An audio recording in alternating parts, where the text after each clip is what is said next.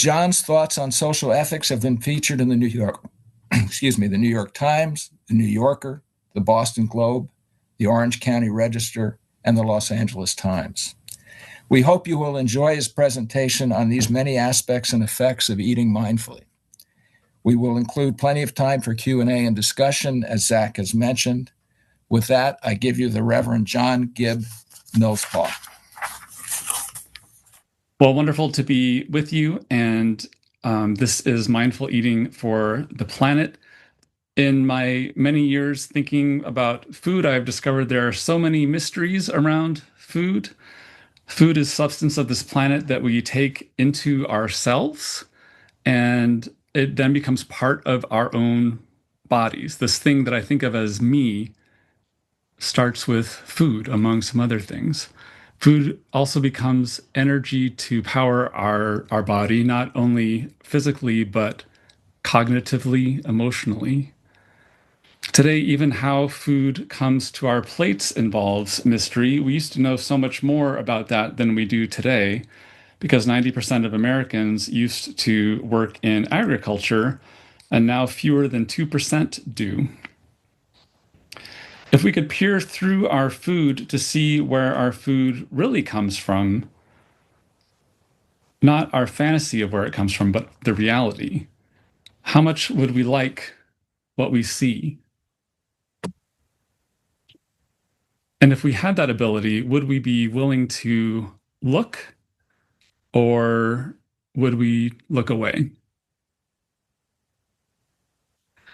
Mindful eating involves so many aspects and mysteries. If you were leading tonight's presentation, how might you begin? Well, here now is the food mystery with which I chose to begin our presentation. Picture a man walking into a doctor's office. He has a cucumber up his nose, a carrot in his left ear, and a banana in his right ear. "What is the matter with me?" he says to the doctor. The doctor replies, "You're not eating properly." Well, that was a food mystery that was easily solved, but others are more difficult. For example, if you eat equal amounts of pasta and antipasti, do you end up being just as hungry as when you began? If I struggle to feel like I get enough food when I'm on a diet, I always hopefully ask, is it okay for me to instead be on 2 diets? And then thirdly and lastly, why does a typical American breakfast call for only a day's effort from the chicken, but a lifetime commitment from the pig? When I tell that joke in congregational settings and I can hear people's reactions, there are people laughing along with the first few, and then the last one isn't as funny to all of us. We joke about food. We have so much humor around food because we take food so seriously. What food to eat, what to say or do before eating, how to eat it, who to eat it with, and each in our own ways. I grew up Methodist in a small in small towns of both Missouri and Minnesota. Once I reached my middle childhood, that's where I spent my time, with occasional visits to Iowa, where I would visit my grandparents and the various animals on their farm. Their parents had I think about 800 cows, but by the time I got there were just a handful of animals. There was the pasture where a cow grazed, a chicken coop where I learned to gather eggs, and a creek where I learned to fish. All of it set amidst cornfields. And growing up, I ingested whole the Midwestern Methodist codes about eating. This was not really mindful eating on my part. I was just, without really thinking about it, learning to do a version of what everyone around me did. First was the unstated rule about what to eat, and the answer to that question very often seemed to be lime jello with little wrinkly bits of unidentifiable fruit quivering inside. More important than what to eat was the food rule to say grace before every time you ate, to express gratitude for creation and the many hands that brought its bounty to the table. But my food horizons expanded, and I realized that our choices around food are much more complex than anything I learned as a child. For me, that realization dawned when I arrived at Macalester College in St. Paul. Two things happened. First, the cafeteria featured all kinds of bizarre foods I had never before seen. Not food like I had grown up with, not normal food.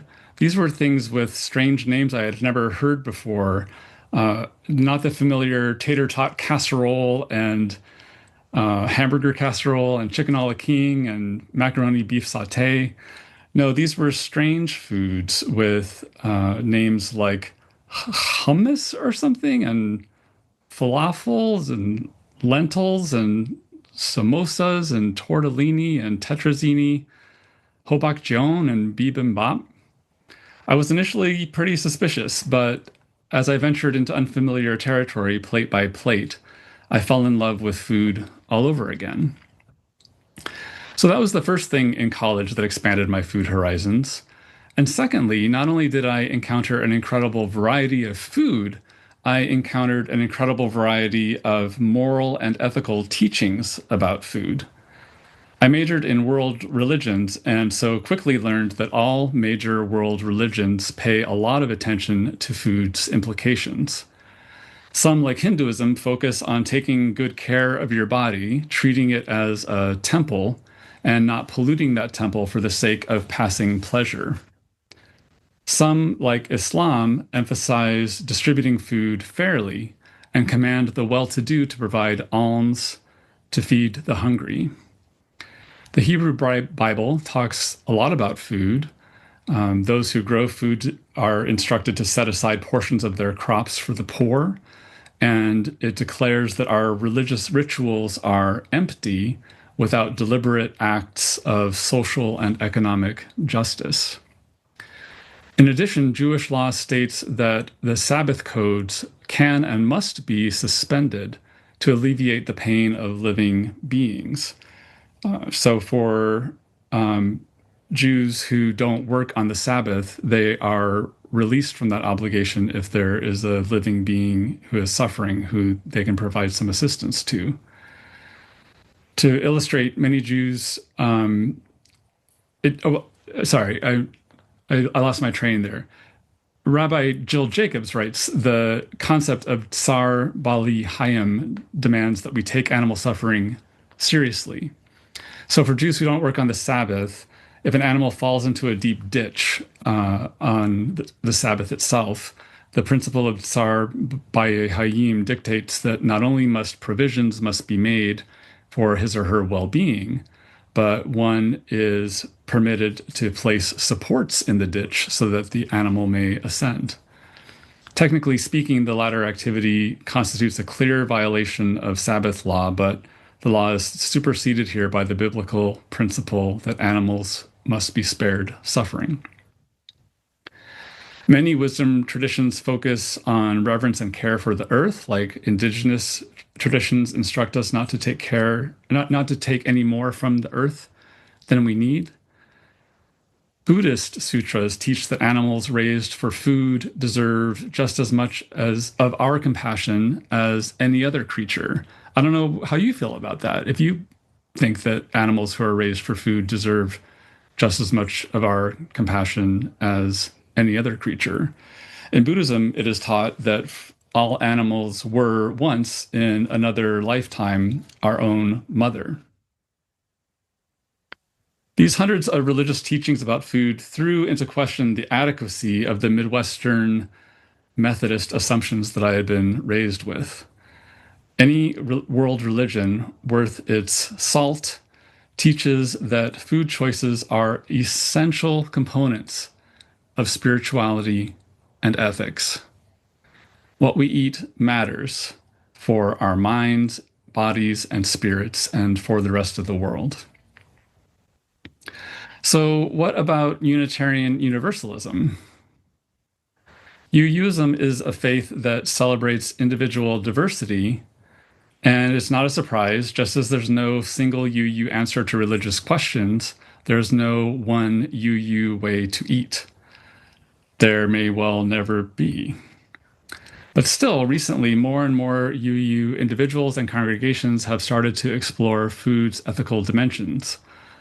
As was mentioned, I led the task force that engaged about 400 UU congregations in exploring how our food choices relate to social and environmental issues like climate change and environmental degradation, hunger, malnutrition, food insecurity, labor and immigration, trade and neocolonialism, and animal welfare. And all of that congregational exploration led to our 2011 statement of conscience called Ethical Eating, Food, and Environmental Justice. I went on to manage the Hunger Action Network of San Diego, and I helped establish a food studies minor at a Catholic university, and now I serve, as was said, as executive director of the UU Animal Ministry. And the more that I learn, the more I discover I have to know. But I have found that there are some handholds that most people find that they're able to grab onto that are helpful in guiding myself and others on the lifelong journey of mindful eating. And I'm happy to share those handholds with you in hopes that you will find them useful as well. My first suggestion is strongly counterintuitive. It is this: I suggest that you eat whatever makes you happy. And when I say that, I'm very aware of the research of Dr. Daniel Gilbert, a professor of psychology at Harvard University. So before you dismiss what I say as nonsense, hear me out. I really do mean that you eat, I would encourage you to eat whatever makes you happy. And it's not as easy as it sounds. Dr. Gilbert wrote Stumbling on Happiness, and he specializes how people predict their own emotional futures. And one of the most important findings of his research about human happiness is that we human beings tend to be pretty bad at predicting what will make us happy. We mistakenly believe that the more pleasurable experiences we collect, the happier we will be. But being guided by pleasure does not lead to happiness. Pleasure fades. And as anyone who has ever overindulged in pleasure can tell you, it can lead to regret. Happiness, on the other hand, as some researchers define it, is satisfaction that continues to be satisfactory. Or I like to condense that in my mind to happiness is satisfaction that continues to satisfy. How amazing would it be to eat for our own actual happiness in that sense, our deeper joy, our sense of fulfillment, to eat in a way that leads to deep satisfaction that continues to satisfy? If that sounds good to you, here's a concrete suggestion for how to give it a try. Pick a core UU value. Maybe it's paying deep attention to the quiet voice of conscience. Perhaps it is heeding the results of science, or tuning into spiritual teachings, or committing to an open mind and loving heart. Maybe it is from one of the new articulations of UU values that are now in the UU bylaws. The interdependence value and covenant statement alone is well worth your considered attention. It reads in part, "As UUs, we covenant to protect the earth and all beings from exploitation. We will create and nurture sustainable relationships of care and respect, mutuality, and justice. We will work to repair harm and damaged relationships." Imagine what it would feel like if every time you sat down for a meal, you knew that you were honoring one or more of these values. Through this meal, I am helping to create and nurture sustainable relationships of care and respect, mutuality and justice. Through this meal, I am helping to protect the earth and all beings from exploitation. Imagine how that would feel. Satisfaction that continues to satisfy, a taste of true happiness, eating in a way closer to expressing your spirituality, and through doing so, deepening your spirituality by honoring the values that you long to serve. A choice that you can make 3 times a day. That's what I mean when I suggest that you eat whatever makes you happy. Now, not everyone in the world has the ability to make a change like that, but I suspect that many of us attending this event have some significant say over our own food choices, perhaps some limits as well, but some significant say. So what about you? Is there a different food choice from your usual that you know in the back of your mind you could make? It's available to you, that would give you more satisfaction that continues to satisfy. Perhaps one that's related to your UU values. I'd love during the Q&A portion to hear what it might be. So you quite likely have an opportunity before you to eat mindfully as an individual. And we also have the option to eat mindfully as congregations. Here are the 2 most powerful things I know about mindful eating in UU congregations. First, good congregational food is by definition inclusive and welcoming. For example, welcoming to the 8% of US children who have food allergies, including children not old enough to read signs saying, for example, contains peanuts. Welcoming to the 5 to 9% of US residents who are vegetarian or vegan, not to mention the much larger share of partway vegetarians like flexitarians and reducitarians and pescatarians. Welcoming of the 20% or more in the US who are gluten-free. Inclusive of people who are lactose intolerant. It's important if you're a congregation that only serves dairy milk with its coffee, to reflect on what that means about who you're welcoming. People with lactose intolerant are estimated to be much more abundant in many communities of color than in white communities. Depending on where you read about it, you'll see different statistics, but it's estimated that around 50% of Latino and Hispanic community is lactose intolerant. Around 80% of African Americans and Native Americans, and 90% or more of Asian Americans.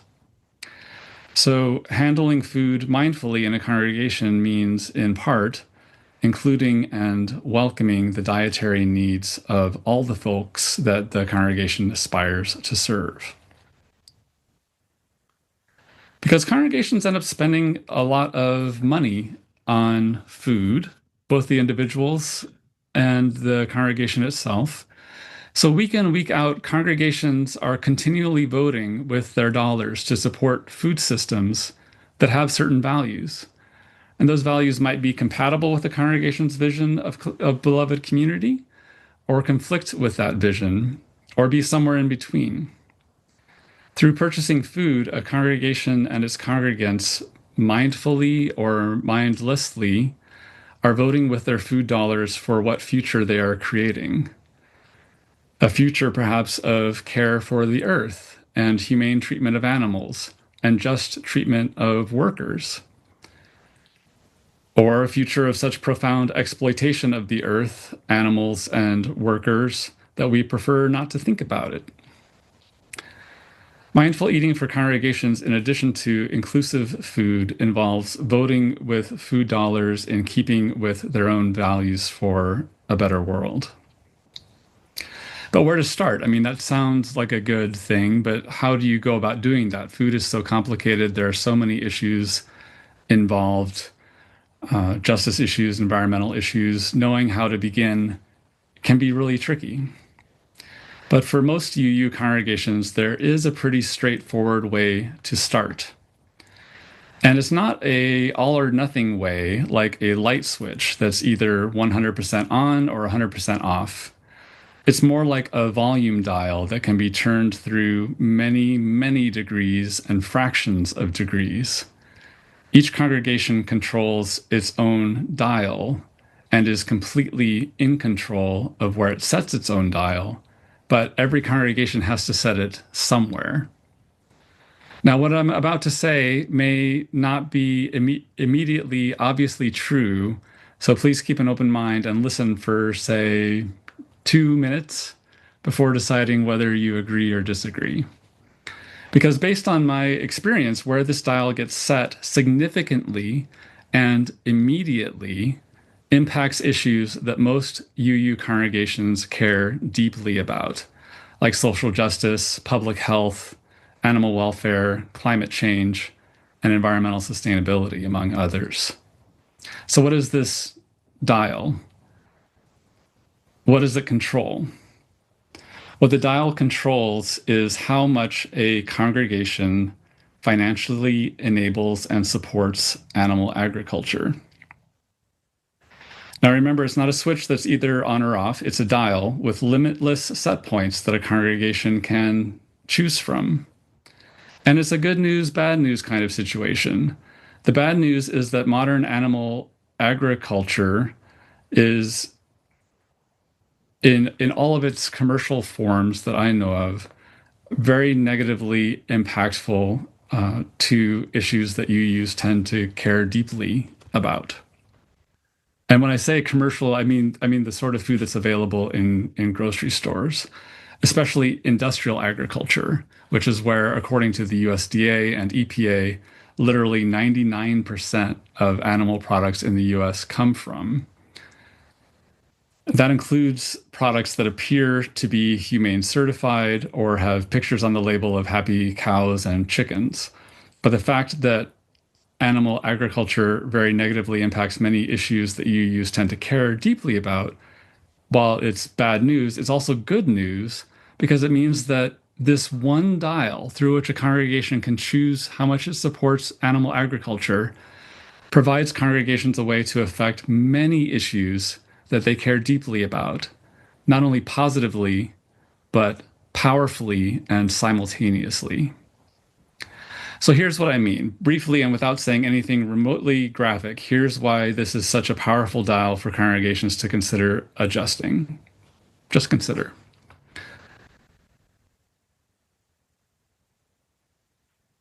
So one initial reason is climate.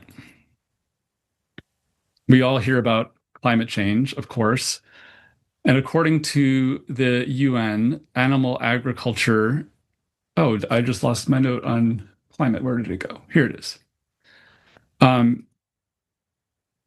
Livestock production is responsible for around 1/7 of global greenhouse gas emissions.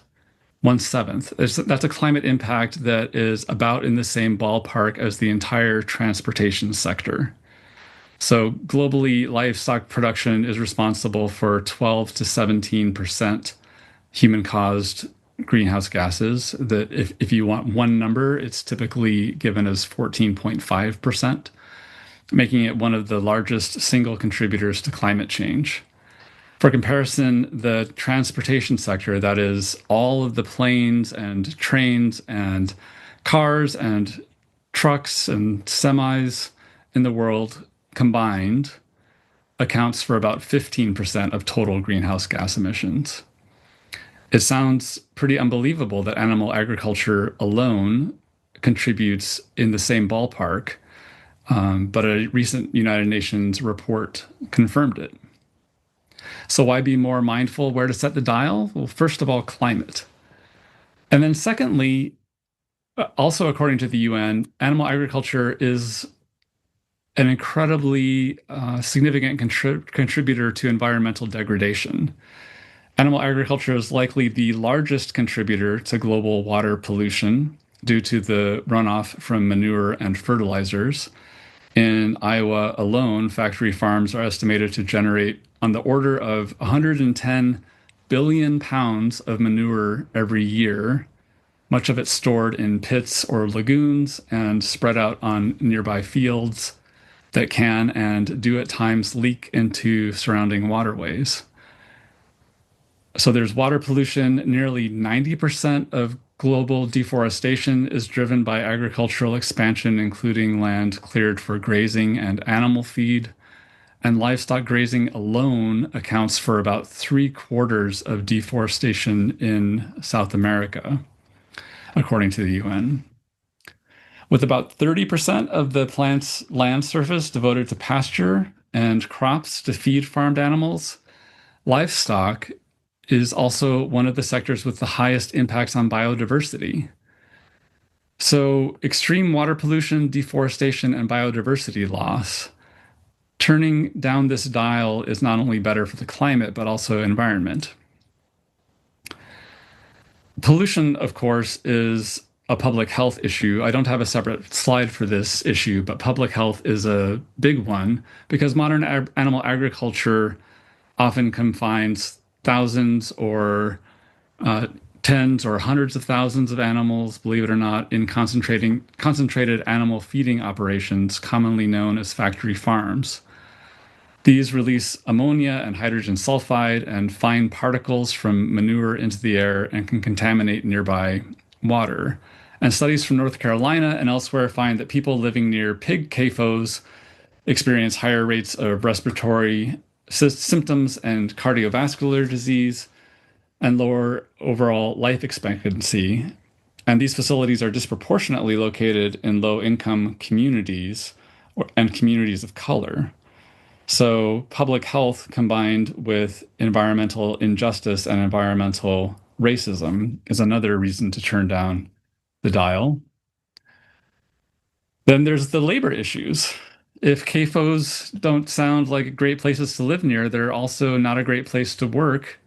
Oh, that's a slide that I meant to remove.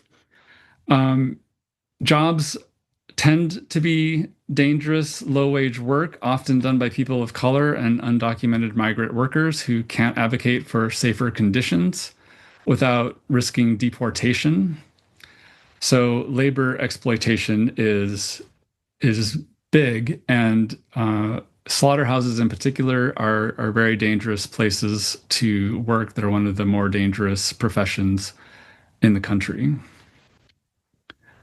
And then there is, I feel like this is probably more than you want to hear. I just have two more to mention. One is antibiotic resistance. The health impact of animal agriculture is not just through its impact on the laborers and the nearby communities, but really all of us, adults and children, whether or not we eat animals, because animal agriculture is one of the primary drivers of the antibiotic resistance crisis, where antibiotics are working less and less well, and scientists fear that at some point we're going to lose a lot of this basic tool of medicine. I'm curious if you can call to mind what percent of antibiotics important to human medicine are sold for administration to farm animals. Let's say in this country. Just think of approximate percent. It's between half and 2/3 of medically important antibiotics that are sold in this country are sold for use in farmed animals rather than in human medicine. And globally, the share is estimated at around 70% of medically important antibiotics. And of course, the more these antibiotics are administered, the more chances the pathogens have to mutate to resist them.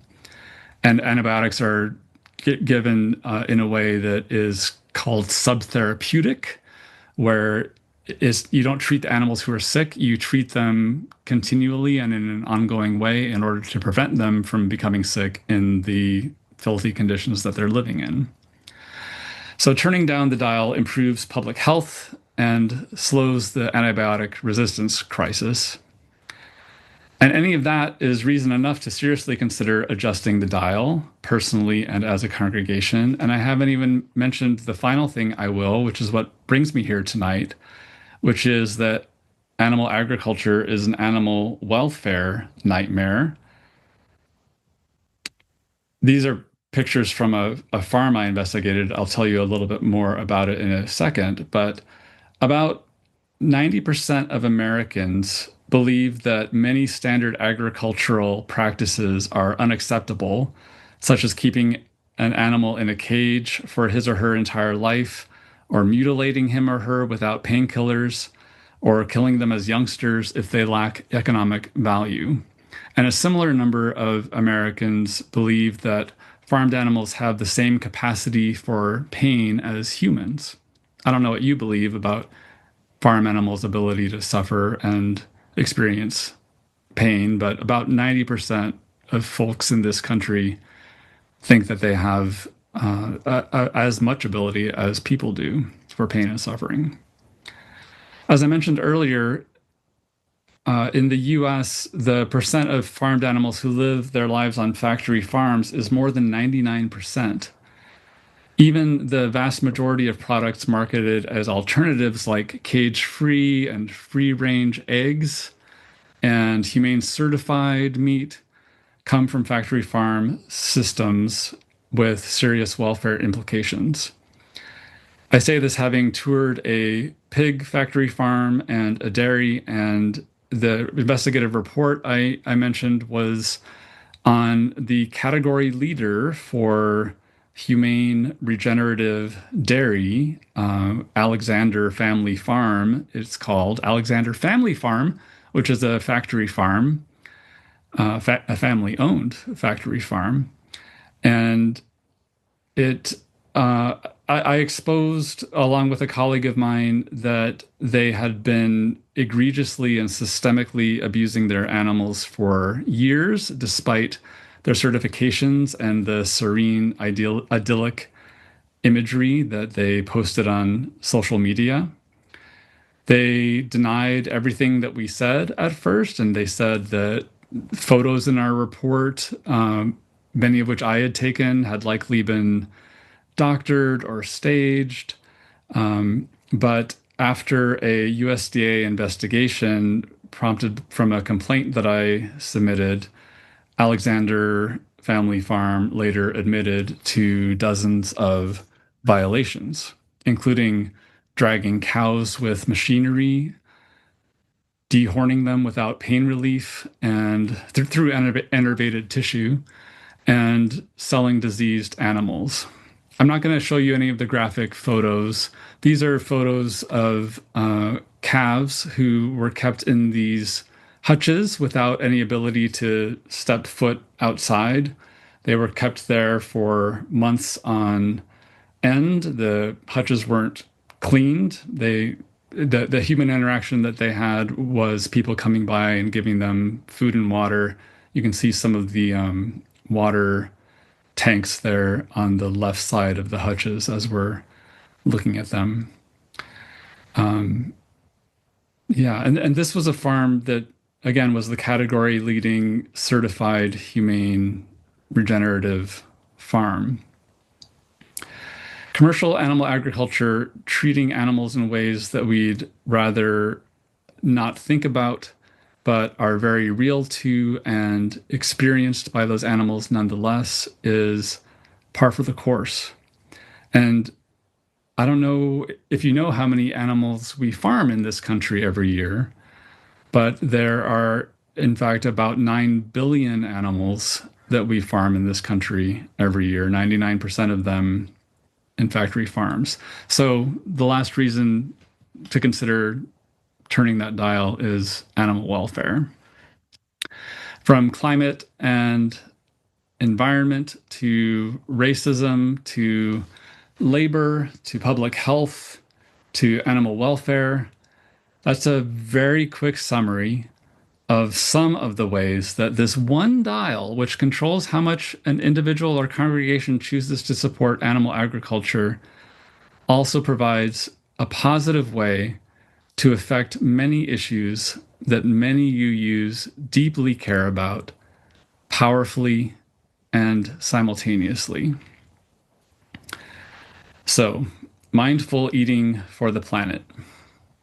Eating is a daily human delight with worldwide implications. Some people believe you are what you eat, but actually, we are what you eat. You are affected by what I eat, and Earth's climate is what we all eat. Former president of the UUA and the UU Service Committee, Bill Schultz, wrote that as UUs, we must hold the whole world in our hands. And every time we pick up a piece of food, we already do. In whatever way you think best, I invite you to claim the power that is in your hands as an individual and at a congregation. The power to not only say a blessing before you eat, if you choose, but the power to make what you eat be a blessing. If happiness is satisfaction that continues to satisfy, and you hold tight to UU values, then I urge you to eat what will actually lead you to greater happiness and contentment and satisfaction, not only for your sake, but for the sake of others. Be inclusive in your congregational food choices. Use your food dollars to help build the future that you want to see. You can start by setting that dial that controls how many products of animal agriculture you purchase as low as possible, starting maybe not next month or next week, or it's up to you when you start. But to benefit the climate and ecosystems and laborers and rural communities and animals and public health, I invite you to claim the power that is in your hands as an individual and as a congregation every time that you eat, the power to bless the world. Shalom, salam, namaste, blessed be, and amen.